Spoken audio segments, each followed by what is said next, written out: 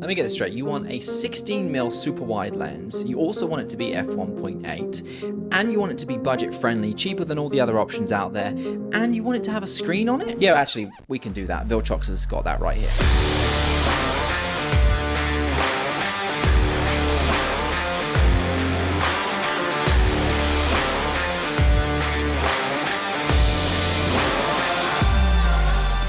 So who is this lens for? Real estate, architecture, astro, this could be a very good lens for because it's f1.8. Landscape, obviously, for photography. Wide lenses have their specific purposes.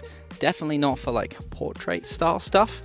But yeah, if you need a wide lens, at the price that this is, being a 16mm f1.8, I think it's going to appeal to a lot of people. Autofocus, how is it? My guess, as long as you're not too close to the lens, going through that minimum distance of 0.27 meters, 0.9 feet, we're not gonna have any issues because it's on a newer Sony body, which really doesn't have any problems anymore. And I used it for a real estate shoot with 0 issues. Not once was it like hunting or losing when I tapped on the screen to track things. Hold that thought a second, because I actually did have a few issues when I was outside doing some other tests. It went haywire a couple of times. While doing some other examples and tests, I haven't actually been able to replicate it, but I kind of think it's because I was wearing a hat. It was f1.8, so really shallow depth of field, and I had it set to the fastest transition and responsiveness, so it was always looking for something to focus on. I haven't been able to replicate it again, but thought it was good for you to know.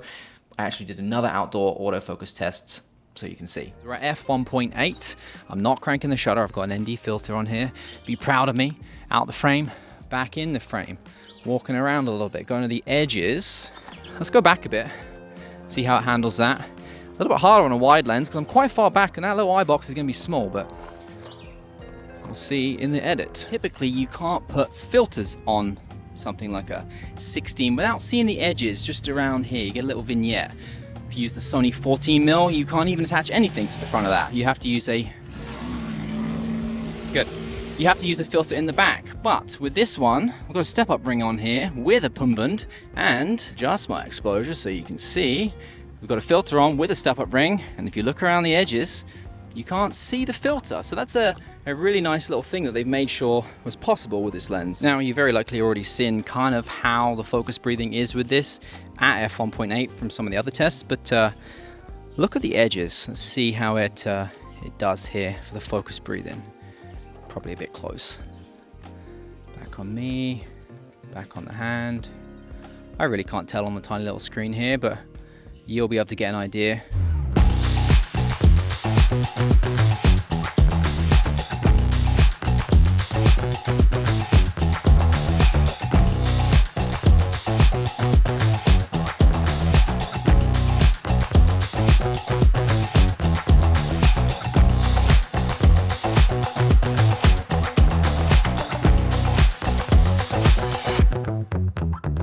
Now the other thing you have to watch out for with wide lenses is when you get towards the edge of the frame, things start to typically get a little bit warpy, just because of the way wide lenses work. So how do my arms look? Do they look a little bit stretchy when we get towards the edge there? You can correct this in photo, but for video it's a lot harder to do. If you are using this for video and you have people that are maybe stood at the edge or at the top of the frame, how does it look? Now the question that's gonna come, I know, is this a vlogging lens? Absolutely, it is a vlogging lens. Very good one at that, if you want that background separation while you're vlogging.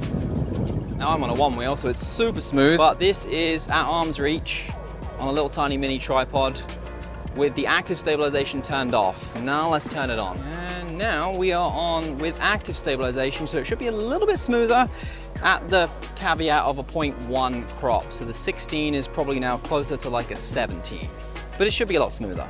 I am very much not exposed for this shot, but I like how it looks. It's very Wes Anderson-y-ish.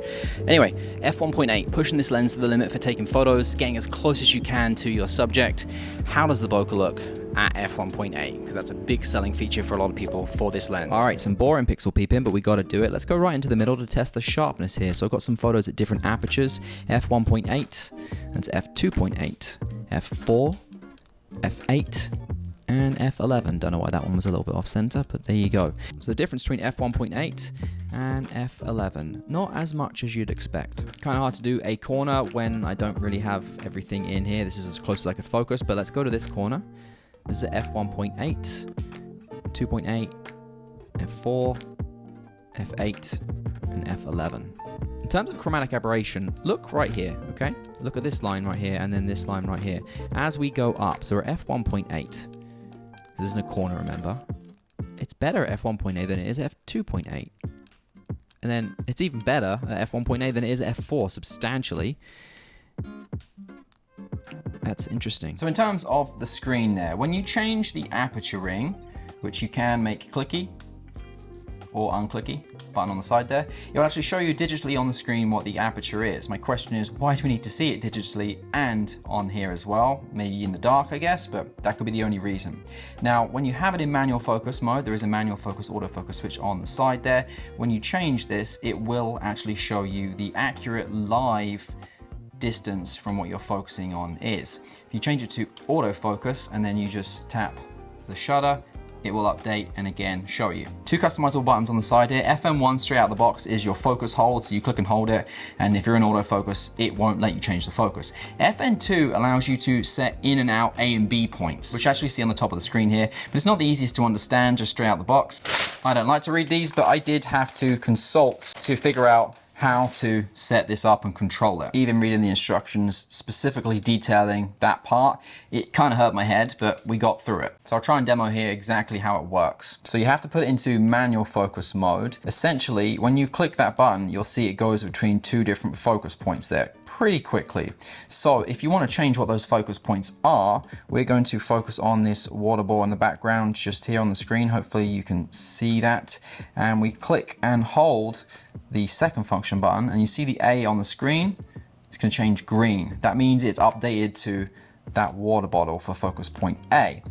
Let's say that we then want to change to focus point B. Well, you now tap on that, it will change to focus point B. You now change what you want focus point B to B and B to B. And we're going to use the little mount here, and then click and hold it again, and the B will turn green. And now the two focus points have been set. So if I tap it once, it will go to the water bottle here. Tap it again, back to the mount there. So you might use that, you might not, but either way, it's nice to have. One thing I've noticed though, and I have the A7R5, so maybe it's just compatibility with this. If I turn it off, it turns off that time. Let's turn it on again and try and see. Let's play around with it for a minute. Turn it off. See how it's not turning off now? There's some weird glitches where sometimes it turns on and off, sometimes it turns off, sorry, and sometimes it doesn't. The only way to get it off now is to detach the lens, and then the camera turns off. And see if I now put it back on, it's still off. Turn it on again, it's on, turn it off, turned off that time. So it's very intermittent, hit and miss, but be aware of that. I'm sure that can be fixed in a firmware update. Design, this is it. Screen on the front there, which is showing fingerprints very easily. The finish on this is really nice. It does feel really premium, especially for the price, but yes, it does show fingerprints, so you can wipe those off. Screen only turns on when it's connected to the camera. I'm guessing it's getting its power from the little pins there. F1.8, obviously. Nice, big, smooth, kind of loose focus ring, but it's not too bad. Autofocus manual focus switch on the side, nice and clicky. It's got a solid weight to it, definitely feels pretty heavy. 77mm filter ring thread there, and you can put a filter on it, and it doesn't show. You've got 15 elements in 12 groups, and the focus distance is what they say, about 0.27 meters. So take that with a grain of salt. I actually quite like this little red ring around the outside there, it just adds a nice pop of color. That's actually your gasket, because this is weather and moisture sealed, dust and weather sealed, sorry, I should say. There is a USB-C port right here, so you can update this, update the firmware hopefully. It does also come with a lens hood, which is plastic. I will say the lens hood doesn't really attach very nicely. If you line up the two points there, it goes past it very easy. It doesn't just like click in. So I think that's just a little design tweak that can be fixed. Typically the lens is locked there and it stays there. This will carry on going if you just push it too hard, and then it just goes round again. It doesn't feel like it's meant to be doing that. It also destroys the competition and nothing can really touch it. The closest would be the Samyang 14mm f2.8, but it's 2.8 versus 1.8. Big reason people want this is because it is the first 16mm f1.8. And then the Zeiss Batiste 18mm f2.8 at 1314, it's got the screen on there. And then the 14mm Sony G Master f1.8, you can't put filters on it, but it's $14.98. Everybody and their dog is going to be buying this lens. Viltrox, how did you do this?